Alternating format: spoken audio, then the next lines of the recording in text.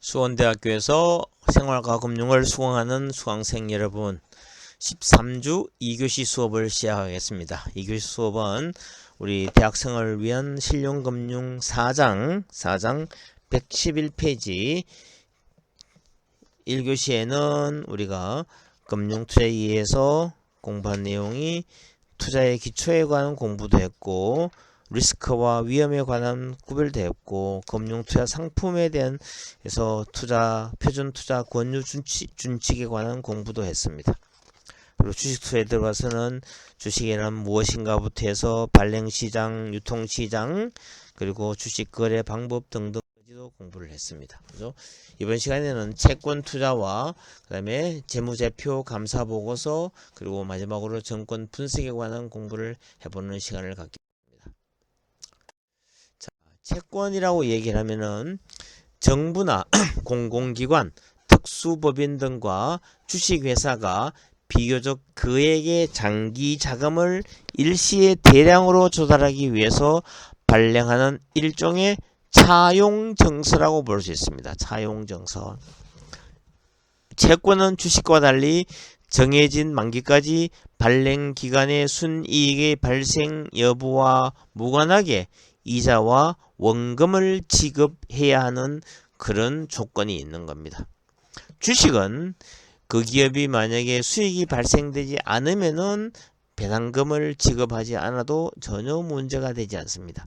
그러나 채권은 이자와 원금을 일정 기간 동안 만기되면 반드시 상환해야 되는 그런 조건이 있는 겁니다. 그래서 채권 투자의 이익에는 세 가지 특징이 있습니다. 첫 번째, 수익성이 있어야 되고, 둘째는 안정성이 있어야 되고, 셋째는 유동성이 있어야 되는 겁니다. 그럼 수익성이란 뭔가? 투자자가 채권을 보유하고 매매함으로써 얻을 수 있는 이자 소득과 자본 소득을 의미합니다. 자, 안정성이라는 것은 정부나 공공기관, 특수법인 등이 주로 발행을 하며, 정부와 공공기관이 발행한 국채와 공채는 일반 회사채에 비해서는 안정성이 더 높다고 볼 수 있는 겁니다. 셋째, 유동성은 채권은 만기까지 보유함으로써 확정된 원금과 이자를 지급받을 수 있으며, 만기 전에는 매도해서 현금화가 가능해야 되는 겁니다. 채권 투자에는 수익성도 있어야 되고, 안정성도 있어야 되고, 유동성도 있어야 된다는 그런 세 가지 특징을 갖고 있습니다. 자, 그러면 채권 투자에는 어떤 리스크가 있는지 한번 살펴보겠습니다. 시장 금리 및 발행 기관의 신용 변화에 따라서 채권 가격이 변동하는 시장 리스크가 존재를 하는 겁니다. 그리고 발행 기관의 경영 및 재무 상태가 악화될 경우에는 약정한 이자 및 원금의 지급이 지연되거나 지급 불능 상태가 되는 지급 불이행 리스크가 발생이 하는 겁니다. 그리고 채권의 발행 물량이 적고 유통시장이 발달하지 않는 경우에는 채권을 현금화하기 어려운 유동성의 리스크가 존재합니다. 리스크는 첫 번째, 채권 가격이 변동하는 시장 리스크가 있고, 둘째는 지급불량 상태가 되는 채무 불이행 리스크가 있고, 현금화하기 어려운 유동성 리스크가 있다. 이 세 가지 리스크도 잘 해야 됩니다. 자, 채권의 분류는 발행 주체별로 보면은 중앙정부에서 발행하는 것은 국채입니다. 우리나라 지금 기재부에서 하는 거 국채입니다. 지방채는 지방정부나 지방공공기관 등이 지방재정법의 규정에 따라서 특수목적 달성에 필요한 자금을 조달하기 위해서 발행하는 채권이 지방채입니다. 특수채는 특별한 법률에 의해서 설립된 기관이 특별법에 의해서 발행하는 채권, 예를 들면은 상금채, 산업금융채권, 산업은행에서 발행한다든가, 한전채, 한국전력공사가 발행하는 그런 채권이 특수채가 됩니다. 금융채는 금융회사가 발행하는 채권으로서 금융회사의 중요한 자금 조달 수단 중에 하나가 되는 겁니다. 회사채는 상법상의 주식회사가 발행하는 채권이 회사채가 됩니다. 자, 상환 기간별로 보면은 단기채, 중기채, 장기채로 나눌 수 있습니다. 통상적으로 상환기간이 1년 이하인 채권을 이야기합니다. 예를 들면은 통화안정증권이나 금융채 중에 일부는 1년 미만 이내에 상환을 해야 되는 채권이 됩니다. 중기채는 상환기간이 1년 초과 5년 이하의 채권, 대부분의 회사채나 금융채가 그렇습니다. 장기채는 상환기간이 5년을 초과하는 채권, 주로 국채 등등. 우리나라 국채는 30년짜리 국채도 있습니다. 자, 이자 지급 방법별로 보면은 2표채, 이자 지급일에 정기적으로 이자를 지급받는 가장 일반적인 형태의 채권입니다. 자, 우리나라 회사채 같은 경우에는 3년짜리 같으면은 1년에 4번씩의 이자를 줍니다. 그래서 분기별로 이자를 주기 때문에 이자를 받을 수 있는 그 쪽지가 붙어 있는 걸 우리가 쿠폰이라는 표현을 씁니다. 그리고 우리나라 국고채, 정부에서 발행하는 채권은 1년에 2번의 이자를 주기 때문에 3년짜리 같으면은 쿠폰이 6개가 붙어 있는 겁니다. 할인채는 표면상 이자가 지급되지 않는 대신에 액면 금액에서 상환일까지 이자를 공제한 금액으로 매출되는 채권입니다. 여기는 무이표채라고 하는데 예를 들면은 1억짜리 채권인데 5% 할인하면은 9,500만 원입니다. 아예 이자를 할인해서 9,500만 원을 우리가 투자를 하면은 1년 지나면은 1억을 받는 그런 채권이 되겠습니다. 복리채는 이자가 복리로 재투자되어서 만기 상환 시에 원금과 이자를 동시에 지급하는 채권입니다. 일정 기간 3개월이나 6개월마다 이자를 지급하는 것이 아니라 만기까지 계속 이자가 재투자가 되어서 만기 시에 원금과 이자를 동시에 지급하는 채권이 복리채. 자, 이자 쿠폰이 붙어 있으면은 쿠폰채, 이표채가 되고 할인해서 하면 할인채가 되고 이자를 만기에 주면은 복리채가 된다는 사실도 여러분들 좀 알았으면 좋겠습니다. 보증채와 무보증채, 원리금의 상환을 발행회사 이외의 제3자가 보증하는 채권입니다. 정부 보증채와 일반 보증채로 나눌 수 있습니다. 무보증채는 제3자의 보증 없이 발행회사의 신용에 의해서 발행 유통되는 채권을 얘기합니다. 외환위기 이후에 발행량이 급속히 증가해서 현재는 대부분이 무보증채로 발행하고 있는 중입니다. 우리나라가 1997년도 12월부터 IMF의 경제 체제가 관리하에 들어갔기 때문에 그때 채권 시장의 급격한 변동은 IMF 외환위기 이전에는 보증채권이 일반적이었는데 1997년 12월 이후에는 IMF 관리체제 이후에는 무보증채가 주를 이루는 겁니다. 채권 시장에서 획기적인 사건이라고 볼 수 있습니다. 자, 채권 시장에도 발행 시장과 유통 시장이 있습니다. 발행 시장은 발행자가 채권을 발행하는 시장으로 기관 투자가를 중심으로 거래가 형성이 되고 일반 개인 투자가는 채권형 펀드나 채권 ETF 등에 투자할 수가 있습니다. 유통시장은 발행된 채권이 거래되는 시장을 얘기를 합니다. 자, 그러면 주식과 채권을 비교를 해보면 발행 주체는 주식은 주식회사가 발행하는데 채권은 중앙정부나 지방정부나 공공기관, 특수법인 주식회사가 발행할 수 있습니다. 수익연태는 주식은 배당금이나 주식 매매 차익을 나타내는데 채권은 이자 수익이나 채권 매매 이익을 나타냅니다. 원금 보장은 주식은 되지 않습니다. 그러나 채권은 발행자의 파상 시를 제외하고는 법적으로 원리금 상환이 보장이 됩니다. 자금 조달 형태는 주식은 자기 자본이 되고 채권은 타인 자본으로서 부채가 됩니다. 정권 소유자 지위는 주식은 주주가 되는데 채권은 채권자가 됩니다. 정권 소유자의 경영 참가는 주식은 가능하지만 채권은 불가능합니다. 투자 위험이 주식은 비교적 높습니다. 채권은 비교적 낮다고 얘기하는데 이 채권에도 리스크가 되게 많습니다. 만기가 30년 이상 되면은 채권 가격은 채권 수익률, 금리에 따라서 되게 민감한 반응을 보입니다. 금리가 올라가 버리면은 만기가 긴 채권은 채권 가격이 많이 폭락할 수가 있습니다. 정권의 존속기관은 발행회사와 존속을 같이 하는 영구정권이지만 채권은 한정적인 만기가 사전에 특정되는 그런 특징을 갖고 있습니다. 자, 특수한 형태의 채권을 한번 살펴보겠습니다. 일반적인 형태의 채권인 일반 사채와는 달리 계약 조건이 다양한 채권을 얘기합니다. 첫 번째 CB Convertible Bond, 이거는 전환사채를 얘기하는데 전환권이 붙어 있고 발행회사의 신주로 전환이 가능하고 사채 금액과 대체가 가능하고 만약에 전환이 되면 사채권은 소멸이 됩니다.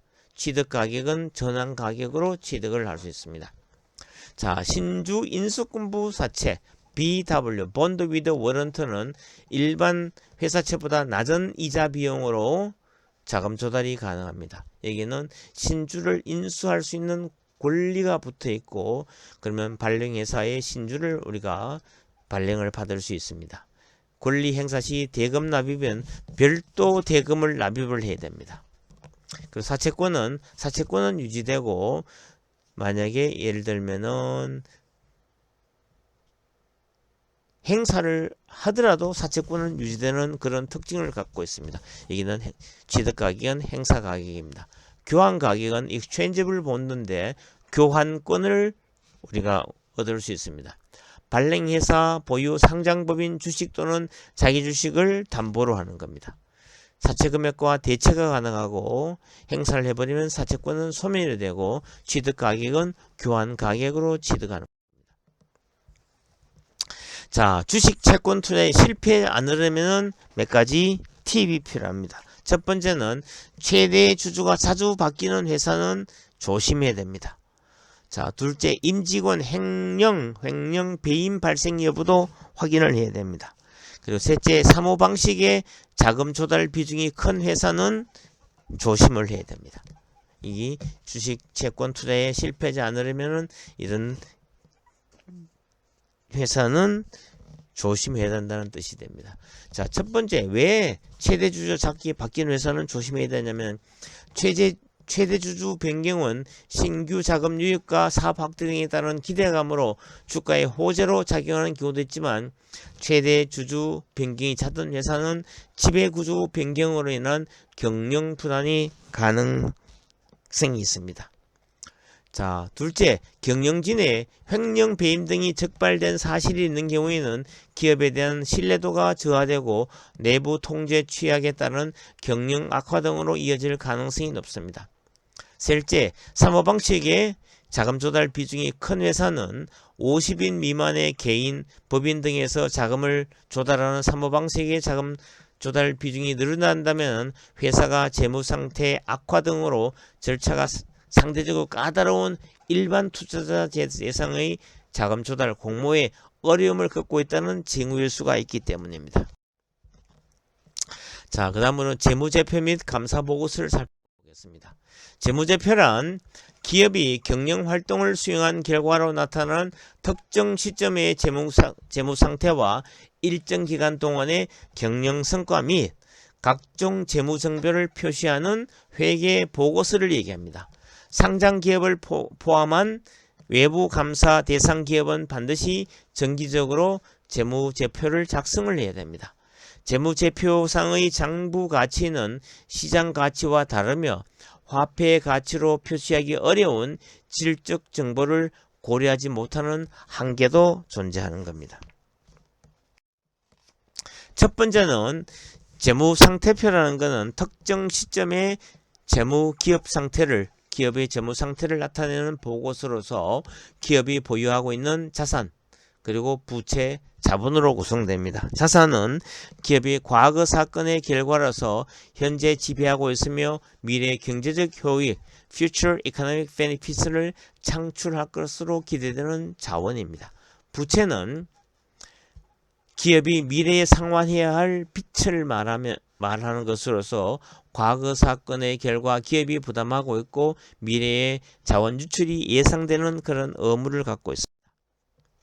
자, 그 다음에 포괄손익계산서는 일정 기간 동안 기업이 달성한 경영 성과를 나타내는 보고서로 총 포괄 손익인 당기 손익과 기타 포괄 손익 정보를 제공합니다. 손익계산서는 일정 기간 동안 발생한 기업의 수익과 비용 정보를 제공하고 포괄 손익계산서는 기업의 경영 성과를 단기 손익 관점에서 그치지 않고 총 포괄 손익 관점에서 제공한다는 뜻이 됩니다. 자, 그리고 자본 변동표, 현금 흐름표 한번 보겠습니다. 자,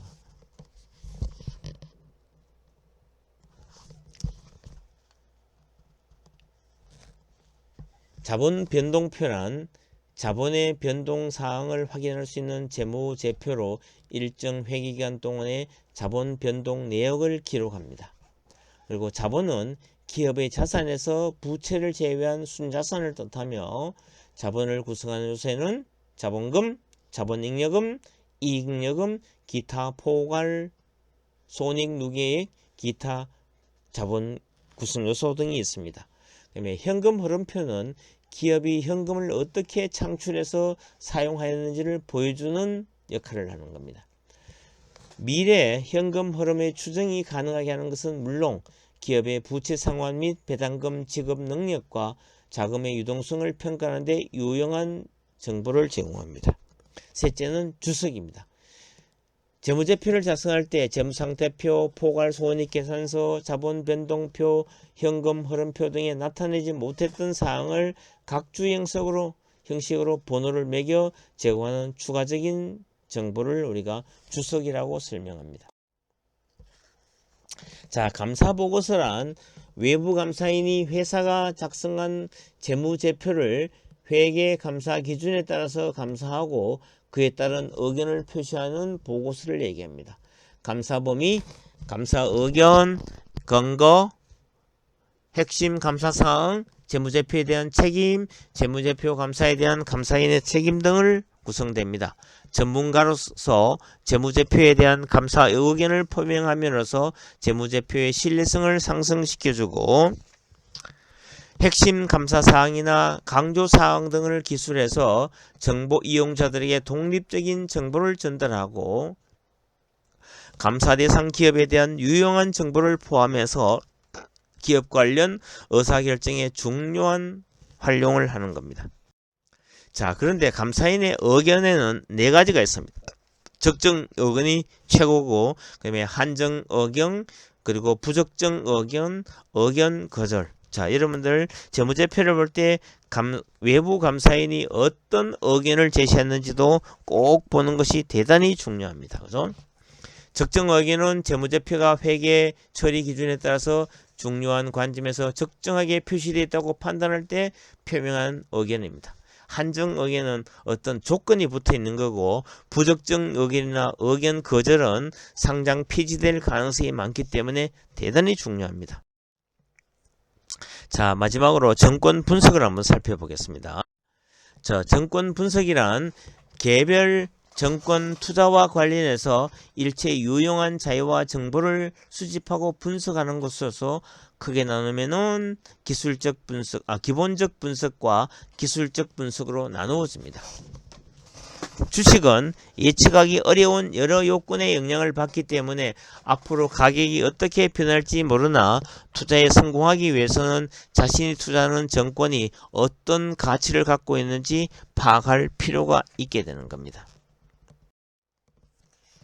자, 첫 번째 기본적 분석은 뭐냐면은 정권 분석에는 기본적 분석과 기술적 분석으로 2개로 나눌 수 있습니다. 기본적 분석은 시장에서 정권에 대한 수요와 공급에서 결정되는 시장 가격이 그 정권의 내재 가치, intrinsic value와 동일하지 않을 수 있다는 전제에서 정권의 내재 가치를 중점적으로 분석하는 방법입니다. 그러나 기술적 분석은 과거의 정권 가격이나 거래량 등을 중심으로 하기 때문에 과거의 정권 가격 및 거래량의 추세와 변동 패턴에 관한 역사적 정보를 이용해서 미래 정권 가격의 움직임을 예측하는 분석 기법으로 정권의 수요와 공급이 이성적 요인뿐만 아니라 비이성적 요인이나 심리적 요인에서도 결정됨을 전제하는 분석 방법을 얘기합니다. 자, 그 다음에 기업 정보는 뭔가 한번 살펴보겠습니다. 효율적 금융시장에서 개별 정권의 가격에 영향을 미치는 가장 중요한 요인을 얘기합니다. 공시정보나 경영실적정보나 지배구조, 경영권 등에 대한 기업정보는 주가 등에 반영이 됩니다. 자, 정권의 가격은 시장의 수급, 경영권에 관련된 정보, 일시적인 유행 등에 따라서도 움직이는 겁니다. 자, 기업 공시정보는 상장기업은 기업 공시정보, disclosure, 공시를 disclose라는 표현을 씁니다. 기업 공시제도는 corporate disclosure system인데 따라서 발행한 정권의 투자 판단에 중대한 영향을 미칠 수 있는 중요한 기업 내용에 관한 정보를 반드시 공시하도록 하고 있습니다. 정권 시장 내 정보 불균형을 해소하고 정권 거래의 공정성을 확보하여 투자자를 보호하고 기업 공시 내용은 중요한 투자 정보이며 공시 내용의 중요성에 따라서 정권의 가격에도 적지 않은 영향을 미치게 됩니다. 자, 경영 실적 정보는 상장 기업의 경우에는 매 분기마다 매출액, 영업이익, 당기순이익 등의 주요한 재무정보를 발표하도록 되어 있습니다. 주가에 커다란 영향을 미치므로 정권회사의 애널리스트를 비롯한 수많은 전문가들이 사전에 주요 기업의 실적을 예측해서 발표를 합니다. 예상을 크게 상회하는 경우에는 어닝 서프라이즈라고 얘기하고 주가는 상승을 합니다. 예상에 크게 못 미치는 경우에는 어닝 쇼크라고 하면서 주가는 폭락하기도 하는 겁니다. 자, 그 다음에 지배구조 및 경영권 정보를 한번 살펴보겠습니다. 우리나라의 경우에는 여러 기업들이 복합한 지분 관계를 묶여서 재벌을 형성하거나 계열회사 그룹을 포괄한 경우가 보편적인 기업의 소유 지배구조입니다. 기업 가치를 평가할 때는 그 기업이 원래 영위하는 사업뿐 아니라 관계회사 및 자회사의 가치와 지분법 평가 이익 또는 평가 손실로 인해서 수익에 미치는 영향을 함께 고려하는 것이 반드시 필요합니다. 대주주의 경영권 분쟁이 발생하는 경우에는 지분 확보를 위한 경쟁으로 인해서 주가가 급등하게 되나 기업 가치와 상관없이 변동한 주가는 제자리로 되돌아오거나 분쟁으로 기업 가치가 훼손되는 등 투자에 유의할 필요가 있는 겁니다. 자, 유행성 정보는 주식시장에는 갑자기 출현한 이슈에 따라서 주가가 급등락하는 경우가 있고 특히 비슷한 이슈를 가진 여러 종목의 주가가 동방 상승하는 테마주를 형성하기도 하는 겁니다. 주식시장에는 수없이 많은 버블의 역사가 있었고 이때마다 거품은 오래지 않아서 꺼지면서 수많은 개인 투자가들을 파멸로 몰고 가기도 했습니다. 최근 2000년도를 전후해서 전 세계 주식시장에서 인터넷 주식에서 붙었던 닷컴 버블이나 첨단 기술주의에 대한 IT 버블 등을 들 수가 있습니다. 자, 전자 공시 시스템이라는 게 있습니다. 상장 법인 등이 공시 서류를 인터넷에 제출하면은 투자자 등이 인터넷을 통해서 관련 정보를 조회할 수 있도록 마련한 종합적인 기업 공시 시스템입니다.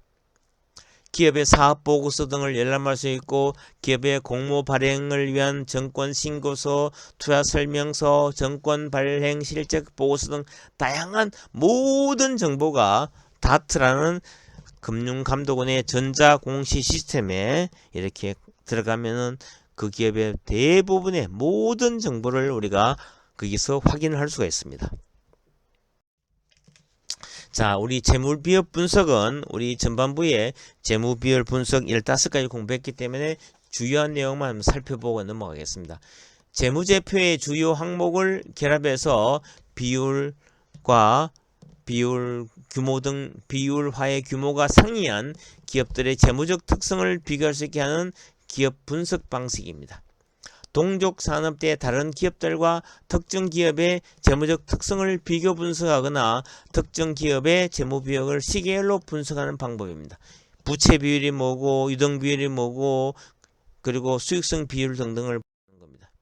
자, 부채 비율은 부채 총계를 자본 총계로 나누어 주는 거고, 이자 보상 배율은 영업이익을 이자 비용으로 나누어 주는 거고, 유동 비율을 유동 자산을 유동 부채로 나누어 주는 거고, 당좌 비율은 당좌 자산을 유동 부채로 나누어 주는데, 당좌 자산이란 유동 자산에서 재고 자산을 빼고 남는 것이 당좌 비율이 되는 겁니다.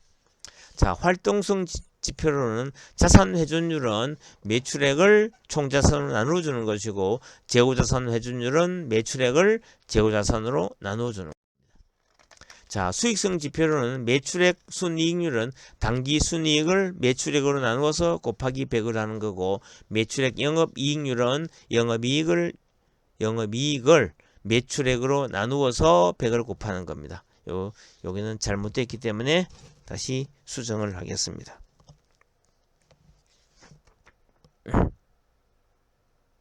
교과서는 내 있는데 우리 파워포인트 자료에 잘못되어 있는 겁니다. 그리고 총자산 이익률 ROA는 순이익을 총자산으로 나누어서 곱하기 100을 하는 거고, 자기자본 이익률 ROE는 순이익을 자기자본으로 나누어서 곱하기 100을 하는 겁니다. 자, 정상적인 회사라면은 ROA는 ROE보다 항상 작은 겁니다. 왜냐면 분자에는 순이익은 똑같이 들어가는데 나누는 분모가 총자산은 자기 자본보다 훨씬 크기 때문에 그런 현상이 벌어지는 겁니다. 자, 주가 이익 배율 Price Earnings Ratio라는 개념인데, 자, 주식 가격을 한 주당 순이익 EPS로 나눈 값이 되는 겁니다. 자, EPS라는 거는 당기 순이익을 발행 주식으로 나누어주면은 EPS가 나옵니다. 그래서 PE라는 거는 주가를 EPS로 나누어 주는 겁니다. 그 다음에 주가 장부 가치 배율 PBR이라는 개념은 주가를 BPS로 나눠주는데, 주당 순자산이라는 개념은 뭐냐면은, 주당 순자산이라는 개념은, 자, 순자산을 발행 주식으로 나누어 주는 것이 BPS가 되는 겁니다. 그래서 주가를 BPS로 나누어 주는 겁니다. 자, 이상으로 우리 교과서 4장에 나와 있는 소위 금융 투자에 대한 이해에 대한 전반적인 공부를 쭉 다 마쳤습니다. 그죠? 자, 여기서 한번 정리를 해보면은, 우리 교과서 133페이지 들어가면 투자가 뭐고, 투자 리스크가 뭔지, 그리고 위험 관리 방법에는 어떤 것이 있고, 주식이 뭐고, 채권이 뭐고, 재무제표가 뭐고 등등 각종 재무 비율을 분석하는 것을 공부를 다 마쳤습니다. 자, 이래서 또 다시 10분간 휴식을 취하고 그 다음에는 우리가 5장으로 넘어가겠습니다. 5장은 펀드나 파생상품, 구조화 상품, 금융투자 상품 투자 시 어떤 유의사항이 있는지를 살펴보는 시간이 되겠습니다. 10 minutes break time.